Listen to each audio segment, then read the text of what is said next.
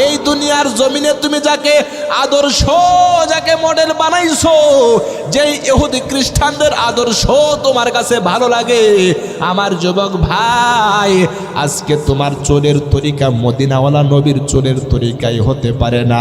আজকে যুবক সন্তান চুল কাটে মেসি আর নেইমারের চুলের তরিকায়, কথা কোন ঠিক কিনা? ওই হাসরের ময়দানে মেসি আর নেইমার কিন্তু তোমাকে চিনবে না, কথা কোন ঠিক কিনা? এর যুবক ভাই, আল্লাহর নবীর সুপারিশ ছাড়া তো জান্নাতে যেতে পারবা না রে ভাই।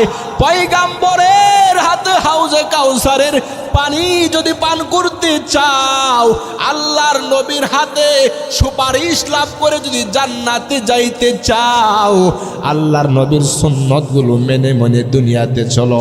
আল্লাহর নবীর আশেক ছিলেন আল্লামা কাসেম নানুতুবি রহমতুল্লাহি আলাইহি। কেমন পয়গাম্বরের আশেক! ওই ভারত দেওবন্দ থেকে মদিনায় যাই পয়গাম্বরের রওজা মুবারক জিয়ারত করার জন্য।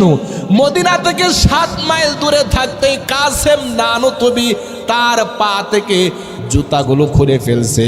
মদিনার রাস্তার মধ্যে দাঁড়ালো ছোট ছোট কঙ্কর পাথর ছিল, ওই পাথরের আঘাতে কাসেম নানুতুবির পাগুলো ফেটে রক্ত বের হইতেছে। সফর সাথীরা ডাক দিয়ে বলে, হুজুর আপনি জুতা কেন খুলে ফেলছেন? আপনার পা ফেটে রক্ত বের হয়।